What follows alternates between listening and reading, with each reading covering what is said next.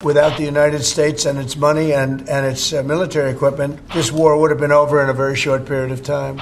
पिछले 2 हफ्तों में रूस यूक्रेन जंग के बारे में अमरीकी सदर डोनाल्ड ट्रंप के एक के बाद एक जारहाना बयानात ने न सिर्फ इस जंग बल्कि इसमें इनडायरेक्ट पार्टीज यानी यूरोपीय दुनिया के खदोखाल को भी बदल कर रख दिया है। It's very difficult to support Ukraine without American help.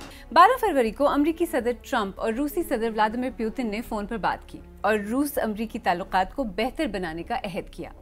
फिर 14 से 16 फरवरी तक होने वाली म्यूनिख सिक्योरिटी कॉन्फ्रेंस में एक तरफ यूरोप और अमेरिका के दरमियान बढ़ती हुई दूरियां वाज़ेह हुई तो दूसरी तरफ यूक्रेन पॉलिसी उलट-पलट हो गई। यानी नेटो में अमेरिका के रोल पर सवालिया निशान लगा और ये बात सामने आई कि अमेरिका और रूस यूक्रेन में जंग को खत्म करने के लिए डील करने वाले हैं, चाहे यूरोप और यूक्रेन इससे खुश हों या नहीं। ऐसा लगता है कि रूस यूक्रेन जंग का तीसरा साल खत्म होने के साथ ही सिर्फ 10 दिन में मगरबी दुनिया की शक्ल ही बदल गई है और इसकी वजह से यूरोप में मुस्तकबिल के बारे में तशवीश काफी बढ़ गई है और किसी हद तक इसका अंदाजा यूरोपीय रहनुमाओं की बातों से ही हो जाता है।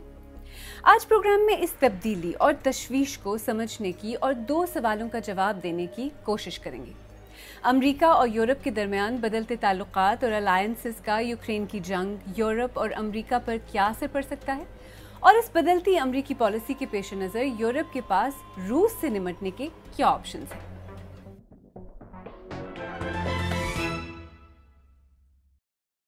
रूस और यूक्रेन के दरमियान काफ़ी अरसे से हालात कशीदा ज़रूर हैं, लेकिन हमेशा ऐसा नहीं था। रूस और यूक्रेन के ताल्लुकात 1991 में साबिक सोवियत यूनियन के टूटने के बाद से बाहमी दोस्ती से शुरू होकर अब शदीद दुश्मनी तक पहुंच चुके हैं। ये कहना शायद गलत होगा कि अमेरिका ने रूस को यूक्रेन पर हमला करने के लिए मजबूर किया, लेकिन ये बिल्कुल दुरुस्त है कि अमेरिका ने यूक्रेन को रूस का मुकाबला करने के लिए बेपनाह फौजी और माली इमदाद जरूर दी। अमरीकी वज़ारत ख़ारजा के मुताबिक 2014 की यूक्रेन पर रूसी जारहियत और क्राइमिया की एनेक्सेशन के बाद से अब तक अमरीका यूक्रेन को 69.2 अरब डॉलर की इमदाद फराहम कर चुका है और फरवरी 2022 से जब रूस ने बिला इश्तियाल यूक्रेन पर हमला किया तब से अब तक यूक्रेन को मिलने वाली अमरीकी फौजी इमदाद तकरीबन 67 अरब डॉलर है। यानी इस इमदाद का बहुत बड़ा हिस्सा सिर्फ पिछले 3 साल में दिया गया। और इसके अलावा emergency presidential draw down authority को इस्तेमाल करते हुए डिपार्टमेंट ऑफ डिफेंस से ली गई तकरीबन 28 अरब डॉलर की फौजी इमदाद भी है। इसके अलावा रूस के यूक्रेन पर हमले के बाद अमरीकी सियासी क़यादत ने सदर ज़ेलेंस्की की खुलकर हिमायत की और उन्हें जंग जारी रखने और अमरीकी सपोर्ट की यकीन दहानी कराई। अमरीका की इत्तेहादी यूरोप की माली और फौजी इमदाद इसके अलावा है, लेकिन जंग के 3 साल बाद अचानक अमेरिका का ये कहना कि बहुत जंग हो चुकी है, अब सुलह कर लो, यूक्रेन और यूरोप के लिए एक बॉम्ब शेल से कम नहीं। अमेरिका की इस पॉलिसी चेंज का यूरोप खुसूसन यूक्रेन पर किस तरह का असर हो सकता है और क्या इसका असर अमेरिका पर भी पड़ेगा? मैंने यही सवाल इंटरनेशनल रिलेशंस के माहिर और तज्ज़ियाकार डॉक्टर इफ्तिखार मलिक से पूछा। एक रेडिकल किस्म की चेंज आ रही है क्योंकि एक तरफ प्रेसिडेंट ट्रंप प्रेसिडेंट पुतिन के साथ डायरेक्ट रब्ते में हैं, फिर मिनिस्ट्रियल लेवल पे उनके नेगोशिएशंस हो रहे हैं और दरमियान में ये यूक्रेन का मसला जो है इसको हल करने की कोशिश की जा रही है। जो शुरू में लोगों में ये हेजिटेशन थी कि शायद यूक्रेन और यूरोप से बाला रूस और अमेरिका के दरमियान कोई रप्रोशमा हो रही है, कोई सुलह हो रही है, लेकिन अब ये लगता है कि यूक्रेन को इसमें इन्वॉल्व किया जा रहा है, उनको इकनॉमिक्स इंसेंटिव्स दिए जा रहे हैं। तो यूरोप में बहुत सारी कुछ दिनों से उम्मीद भी है और साथ साथ एक किस्म का फेयर भी है कि कहीं वेस्टर्न यूरोप ख़ास तौर पे इसकी आइसोलेशन ना हो जाए और इससे बाला अमेरिका और रूस अपने मसाइल और यूक्रेन का जो इशू है उसको हल कर। जहाँ तक यूरोप की जो पॉलिसी है, अमेरिका की जो यूरोप पॉलिसी है, ख़ासतौर पर जो यूक्रेन के हवाले से जो पॉलिसी है उसमें जो ये चेंज है, क्या ये सिर्फ इस वजह से है कि एक नई इंतज़ामिया आई है? क्या ये सिर्फ सदर ट्रंप के आने की वजह से ये चेंज है या इसमें और भी इश्यूज़ हैं जो अगर एक मुख्तलिफ सदर भी होते शायद तब भी वो सामने आते? मेजर चेंज तो प्रेसिडेंट ट्रंप के आने की वजह से है क्योंकि बाइडन के ज़माने से अमेरिका और यूरोप के दरमियान कंसेंसस था, वेस्टर्न यूरोप के दरमियान कि यूक्रेन की हर तरह से मदद की जाए, उनकी रेफ्यूजीज़ को शेल्टर दिया जाए और उनकी मिलिट्री इमदाद जो है वो जारी रखी जाए। لیکن صدر ٹرمپ کے آنے سے یہ لگتا ہے کہ وہ ایک نئی فکر اور نئی سوچ اور ایک نئی پالیسی انٹروڈیوس کرا رہے ہیں، جس میں ہو سکتا ہے یورپ کے کئی لوگ بھی شامل ہو جائیں، کیونکہ وہ نہیں چاہتے کہ یہ جنگ جاری رہے.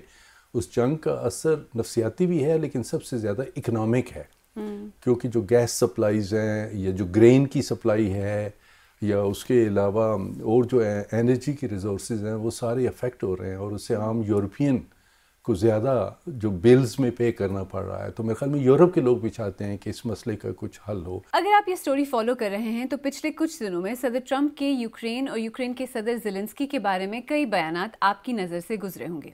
صدر ٹرمپ نے یوکرین پر جنگ شروع کرنے کا الزام لگایا، جبکہ یہ سچ نہیں. صدر زیلنسکی کو بنا الیکشن کا ڈکٹیٹر کہا اور یہ بھی کہا کہ یوکرین میں ان کی اپروول ریٹنگ 4% ہے. سچ تو یہ ہے کہ صدر زیلنسکی الیکشن جیت کر 2019 میں صدر بنے تھے. ویسے تو 2024 میں اگلے انتخابات ہو جانے چاہیے تھے، لیکن جنگ کی وجہ سے ایسا نہیں ہوا. اور جہاں تک صدر زیلنسکی کی اپروول ریٹنگ کا سوال ہے تو وہ اب بھی معتبر ذرائع کے مطابق 57% ہے. انفیکٹ کچھ ہی دن پہلے یوکرین کی پارلیمنٹ نے ایک یونانیمس ووٹ کے ذریعے صدر زیلنسکی کی حمایت کا مظاہرہ کیا. صدر ٹرمپ کی باتوں میں بھلے ہی سچائی نہ ہو، لیکن ان سے ان کی پالیسی اور اس معاملے پر ان کے خیالات ضرور واضح ہو جاتے ہیں. وہ کئی دفعہ کہہ چکے ہیں کہ وہ یورپ کی جنگوں میں امریکہ کی انوالومنٹ، اسے ہونے والا مالی نقصان ختم کرنا چاہتے ہیں، اور یوکرین میں جاری جنگ میں نقصانات کی فہرست بہت لمبی ہے. 3 سال میں سینکڑوں ارب ڈالر جنگ کی بھینٹ چڑھ چکے ہیں. ویسے ٹرمپ کی یوکرین کی معدنیات پر بھی نظر ہے، اور وہ برملا کہہ چکے ہیں کہ وہ جلد ہی یوکرین کے ساتھ معدنیات سے متعلق معاہدے کرنے والے ہیں، شاید اسی ہفتے. اب ذرا روس یوکرین کی جنگ اور اس سے ہونے والے نقصان پر ایک نظر ڈالتے ہیں. بی بی سی کے انالیسس کے مطابق پچھلے 3 سال میں اس جنگ میں 95,000 سے زیادہ روسی فوجی ہلاک ہو چکے ہیں. یوکرین کی طرف سے ہلاکتوں کی تعداد 70,000 سے زیادہ ہے، اور وہاں 20 لاکھ گھر تباہ ہو چکے ہیں. پچھلے 3 سال میں تقریباً 70 لاکھ لوگ یوکرین سے نقل مکانی پر مجبور ہوئے ہیں. ان میں سے زیادہ تر بھاگ کر ہمسایہ ممالک پولینڈ، ہنگری، مولڈووا اور دیگر یورپی ممالک گئے ہیں. یوکرین سے جان بچا کر بھاگنے پر مجبور افراد میں 90% خواتین اور بچے ہیں، اور اندازوں کے مطابق 2025 میں لگ بھگ 13 ملین افراد کو امداد کی ضرورت ہوگی. اور جہاں اب تک ایسا لگ رہا تھا کہ ان نقصانات کو اٹھانے اور یوکرین کی حمایت کرنے میں یورپ اور امریکہ ساتھ ساتھ ہیں، وہیں اب صدر ٹرمپ کے بیانات اور روس کے ساتھ بظاہر تعاون اور ڈیل کی کوششوں کے بعد ایسا لگتا ہے کہ یورپ اور امریکہ ساتھ نہیں بلکہ ایک دوسرے کے سامنے کھڑے ہیں. امریکہ کے بدلتے ہوئے موقف کے پیش نظر برطانیہ کے وزیر اعظم کیئر سٹارمر نے صدر زیلنسکی سے بات کرتے ہوئے یوکرین کے لیے برطانیہ کے آئرن کلیڈ سپورٹ پر زور دیا. برطانیہ یہ بھی کہہ چکا ہے کہ جنگ کو ختم کرنے کے بارے میں کسی بھی بات چیت میں یوکرین کا شامل ہونا ضروری ہے. Ukraine must be at the table at negotiations. There can be no negotiations about Ukraine without Ukraine. This is about the sovereignty of Ukraine and their ability to decide for themselves the future of their country. So they must be at the table. France کے صدر Macron نے کہا ہے کہ Ukraine اور روس کے درمیان جنگ بندی کچھ ہفتوں میں ہو جانا ممکن ہے. انہوں نے کہا کہ کوئی بھی امن معاہدہ ایسا نہیں ہونا چاہیے کہ جس میں یوکرین کو سرنڈر کیا جائے، اور معاہدے میں یوکرین کے لیے سیکیورٹی گارنٹیز ہونی چاہیے. جرمنی کے نئے چانسلر فریڈرک میرز نے کہا ہے کہ ان کا مقصد یورپ کو فوری طور پر مضبوط بنانا ہے تاکہ وہ امریکہ سے صحیح معنوں میں آزادی حاصل کر سکیں. انہوں نے یوکرین کے لیے جرمن حمایت کو جاری رکھنے کی بات بھی کی ہے. اس میں کوئی شک نہیں کہ یوکرین اور روس کی جنگ دوسری جنگ عظیم کے بعد یورپ کی سب سے بڑی مسلح جنگ ہے. ماہرین کہتے ہیں کہ روس کے ایکسپینشنزم سے یورپ کو خطرہ ہے، اور یہ کرائمیا کی اینیکسیشن کے بعد کافی واضح ہو گیا تھا. امریکہ کے ایک دم پیچھے ہٹنے سے اس ضمن میں یورپ کی مشکلات میں کتنا اضافہ ہو سکتا ہے، اور کیا یورپ یہ برداشت کر لے گا؟ میرے خیال میں یورپ میں ایک تو یہ ہے کہ نیٹو پہ کافی ڈیپینڈنس رہی ہے 1949 سے، اور وہ جو ڈیپینڈنس کا ایک سنڈرم ہے اس کو ختم ہوتے ہوتے ٹائم لگے گا. دوسرا یہ ہے کہ یورپ کے اوپر پریشر ہے امریکہ کا بھی، اور ان کے اپنے سیکیورٹی کے جو ایکسپرٹس ہیں کہ جو ڈیفنس بجٹس ہیں وہ بڑھائے جائیں. تو ابھی آپ نے دیکھا ہے برطانیہ نے 3% تک کرنے کا جی ڈی پی کا اعلان کیا ہے، فرانس بھی کر رہا ہے، اور میرے خیال میں جرمنی میں جو نئی حکومت بنے گی وہ بھی ڈیفنس کو بڑھائے گی. تو یورپ جو ہے ان میں ایک قسم کی ریئلائزیشن ہو رہی ہے کہ ہمیں اپنی ڈیفنس کی کیپیبلٹیز بڑھانی ہے.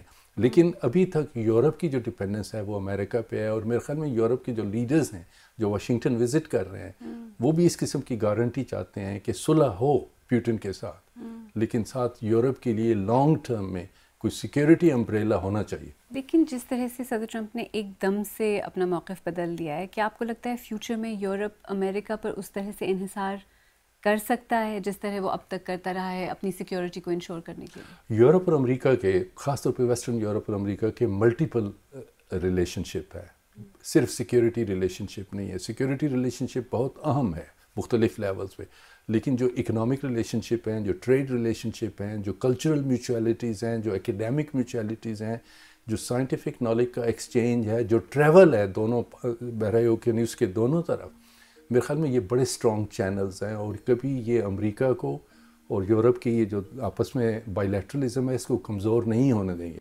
یورپ کے سامنے اس وقت دو بڑے مسئلے ہیں, ایک فوری اور ایک ذرا لانگ ٹرم. فوری طور پر یوکرین کی جنگ, امریکہ کی طرف سے آنے والی امداد اور امریکی انوالومنٹ کے بغیر یورپ کے اوپر اس کا ملٹری اور فائنینشیل اثر ظاہر ہے بڑھ جائے گا. دوسری طرف لانگر ٹرم میں سوچیں تو یورپ کی ملٹری سیکیورٹی بھی ایک ایشو ہے جس میں اب تک نیٹو کے ذریعے امریکہ کا بڑا ہاتھ رہا ہے. امریکہ کے بغیر نیٹو رہتا بھی ہے یا نہیں, اور اگر نیٹو میں امریکی انوالومنٹ ختم یا کم ہو جائے تو اس کا مطلب کیا ہوگا؟ کیا یورپی ممالک امریکہ کے بغیر نیٹو کو افورڈ کر سکیں گے؟ ویسے تو ٹرمپ انتظامیہ کہتی ہے کہ وہ نیٹو سے انخلا نہیں کر رہی اور یورپ کے ساتھ دفاعی شراکت داری کے لیے پرعزم ہے, لیکن اس کے ساتھ ساتھ امریکہ نے یورپ کو خبردار بھی کیا ہے کہ وہ اب غیر متوازن تعلقات کو برداشت نہیں کرے گا. ٹرمپ پہلے بھی یورپی اتحادیوں سے کہتے رہے ہیں کہ وہ اپنے مالی تعاون میں خاطر خواہ اضافہ کریں. پچھلے سال تو انہوں نے کھلے عام صدر پیوٹن کو ان نیٹو ریاستوں پر حملہ کرنے کی ترغیب دی جو اپنے بل ادا کرنے میں ناکام رہی ہیں. یوکرین پر روسی حملے سے پہلے کی جانے والی ایک تحقیق کے مطابق امریکہ کی غیر موجودگی میں یورپ کو 100 سے 300 بلین ایکسٹرا ڈالرز کی ضرورت ہوگی. لیکن کیا یورپ کے پاس ایسا کرنے کی صلاحیت ہے بھی؟ صلاحیت تو ہے, کیونکہ انسٹیٹیوشنز جو ہے نا, سائنٹیفک انسٹیٹیوشن, اکنامک انسٹیٹیوشن اور فائنینشیل انسٹیٹیوشن, وہ یورپ میں اسٹرانگ ہے. یورپ کے لیے خطرہ صرف روس سے نہیں ہے, یورپ کو جو اکنامک چیلنج ہے وہ چائنا سے ہے. تو یورپ کے جو چیلنجز ہیں وہ دو ہیں, ایک چائنا اور ایک رشیا. رشیا جو ہے وہ سیکیورٹی چیلنج ہے اور چائنا جو ہے وہ اکنامک چیلنج ہے. تو اس لیے یورپ تو چاہے گا کہ امریکہ اس ملٹی لیٹرل کوalition میں ان کے ساتھ شامل رہے. پروگرام کے آغاز میں ہم نے سوال پوچھا تھا کہ امریکہ اور یورپ کے درمیان بدلتے تعلقات اور الائنسز کا یوکرین کی جنگ یورپ اور امریکہ پر کیا اثر پڑ سکتا ہے. دیکھیں, اگر دیکھا جائے تو صدر ٹرمپ وہی کر رہے ہیں جو انہوں نے اپنی الیکشن کیمپین میں کہا تھا. امریکہ کو دوسروں کی جنگوں سے نکال رہے ہیں اور جنگ کی جگہ ڈیلز کی بات کر رہے ہیں, ان کی امریکہ فرسٹ پالیسی. اب اس سب کا انجام کیا ہوگا اور یورپ کے پاس کیا چوائسز ہیں؟ پچھلے 10-15 سال سے روس نے اتنی لڑائیاں لڑی ہیں, تو اس کی جو ہیومن لاسز ہیں اور اکنامک لاسز ہیں, اور پھر اس پہ آپ نے دیکھا ہے سینکشنز لگی ہوئی ہیں, تو اس سے میرے خیال میں روس کی وہ پوزیشن نہیں ہے کہ وہ پورے مغربی یورپ کے ساتھ ایک لمبی جنگ جو ہے اس کو چھیڑ سکے. روس ان کے لیے ٹینشن پیدا کر رہا ہے اور کرے گا اگر کوئی مسئلہ حل نہیں ہوتا. یہ سائیکلوجیکل وارفیئر جاری رہے گا جو ایک قسم کی کولڈ وار ہے. یہ ایک کولڈ وار 3 ہے جس سے ہم گزر رہے ہیں. یورپ کے لیے یہ ایک مشکل اور فیصلہ کن وقت ہے, کیونکہ اب بات صرف یوکرین کی خود مختاری کی نہیں بلکہ یہ یورپ کے مستقبل کا فیصلہ بھی ہے. اور فی الحال تو ایسا لگتا ہے کہ یورپ کو اپنی دفاعی صلاحیتوں کو مضبوط کرنے کی اشد ضرورت ہے, اور شاید برطانیہ کی طرف سے اپنے دفاعی بجٹ کو بڑھانے کا اعلان اسی کی ایک کڑی ہے. نیٹو اتحاد کا آرٹیکل 5 کہتا ہے کہ اگر کسی نیٹو اتحادی پر حملہ ہو تو نیٹو ممبر اس کے دفاع کے لیے آئیں گے. امریکہ کے پاس اس اتحاد میں ہمیشہ مرکزی طاقت رہی ہے. اب جب جرمنی جیسے نیٹو ممبرز امریکہ سے آزادی کی بات کر رہے ہیں تو نیٹو اور یورپ دونوں کا مستقبل جڑا ہوا نظر آتا ہے. اور جہاں تک یوکرین کی بات ہے تو فی الحال تو ایسا ہی لگتا ہے کہ امریکہ اور روس کے درمیان امن معاہدہ آج نہیں تو کل طے پا جائے گا. یورپی ممالک اور خود یوکرین بھی جنگ بندی چاہتا ہے, لیکن اس پیس ڈیل کی ٹرمز کیا ہوں گی؟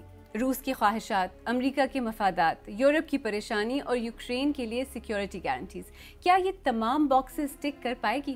یہ ابھی واضح نہیں.